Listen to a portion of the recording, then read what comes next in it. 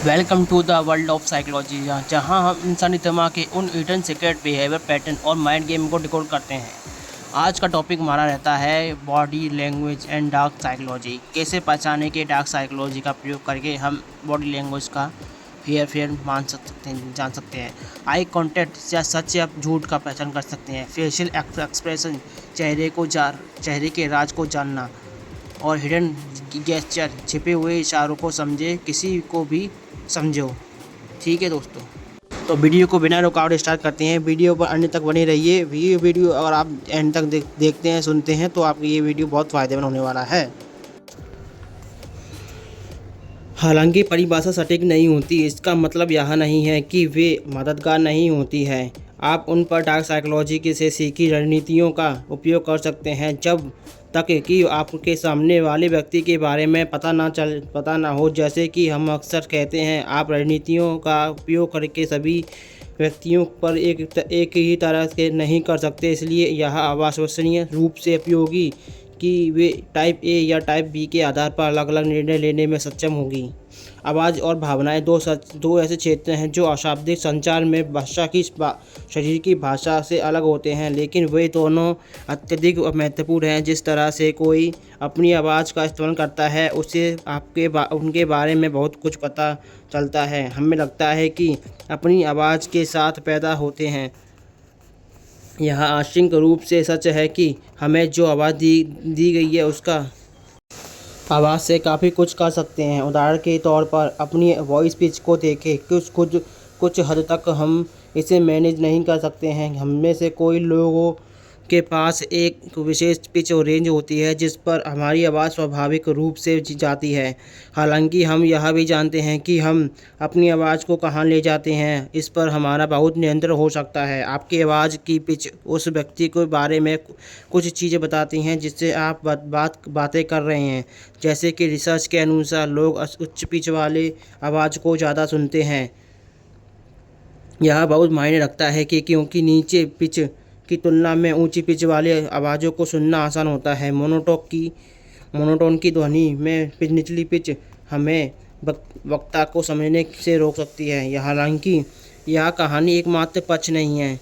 उन्हीं अध्ययनों में से हमें यह पता चलता है कि हम कम पिच वाले आवाज़ों को अधिक गंभीरता से लेते हैं। या एक अन्य पुस्तक में इस तथ्य के पीछे कुछ सामाजिक समस्याओं का पता लगाया जा सकता है, लेकिन वास्तविकता यह है कि इसे पुरुषों और महिलाओं दोनों के लिए सामान्यीकृत किया जा सकता है। जब वे अधिक गंभीरता दिखना चाहते हैं तो दोनों लिंग अपनी आवाज़ कम करने की कोशिश करना पसंद करते हैं। ऐसा करने की हमारी प्रवृत्ति ने वोकल फ्राई में योगदान दिया है। वोकल फ्राई यह वह शब्द है जब लोग अपनी आवाज़ की पिच को उसकी प्राकृतिक सीमा से बहुत कम कर लेते हैं। जब हम ऐसा करते हैं तो यह हमें कर्कश और अप्राकृतिक लगता है। आपको इसे इस तुरंत संतुलित करना होगा कि यह बनावटी ना लगे। यह जानते हुए भी कि लोग कम आवाज़ में आपको अधिक गंभीरता से ले सकते हैं। जब हम अपने सब्जेक्ट पर ध्यान दे रहे हैं तो ऐसी बहुत सी चीज़ें हैं जो हम इस अध्ययन में सीख सकते हैं। जैसे अगर हम उनकी आवाज़ में एक वोकल फ्राई सुनते हैं तो इसका मतलब यह है कि हमारे सम्मान आत्मविश्वास दिखने की कोशिश कर रहे हैं। वे चाहते हैं कि हम उनके बारे में और गंभीर हो।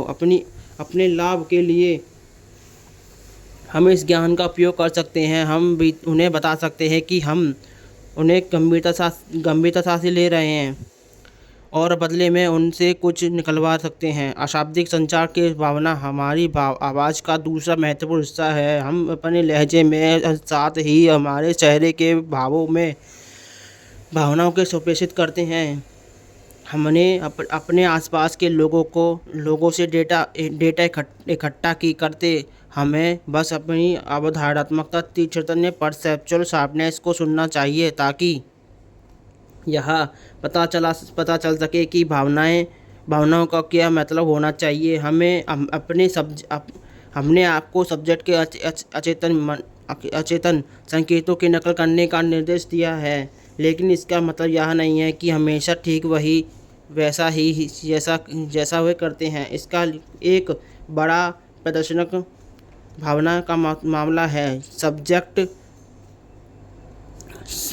बताता है कि वे अपनी आवाज़ और एक्सप्रेशन से जुड़ी किसी भी बात को पसंद नहीं करते हैं, तो इसका मतलब यह नहीं है कि आप उनकी भावनाओं से बिल्कुल मेल खा सकते हैं। आपको भावनाओं को इस तरह से व्यक्त करना चाहिए जो आपकी भावनाओं की पुष्टि करें। सब्जेक्ट के ऐसा कभी नहीं लगना चाहिए सब्जेक्ट को कभी ऐसा नहीं लगना चाहिए कि उनकी भावनाओं को गंभीरता से नहीं ले रहे हैं। ऐसा करने के लिए अक्सर उन भावनाओं की ज़रूरत होती है जो हमें स्वाभाविक नहीं लगती।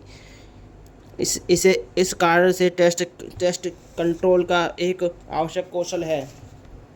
आप उतना गुस्सा नहीं कर सकते हैं जितना वे करते हैं। उतना गुस्सा करने की इजाज़त सिर्फ उन्हीं को है, क्योंकि सिर्फ वही जिन्होंने उस स्थिति का सामना किया है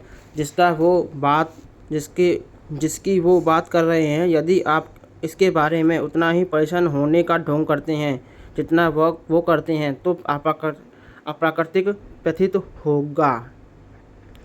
दोस्तों, आपको इस वीडियो में कुछ समझ आया तो प्लीज़ मुझे कमेंट में ज़रूर बताएं, क्योंकि इस वीडियो में डार्क साइकोलॉजी और बॉडी लैंग्वेज का प्रयोग किया गया है कि आप किन लोगों की हर इशारा कुछ कहता है। कहने का मतलब मेरा ये है कि आई कॉन्टैक्ट सच या झूठ पहचान सकता है।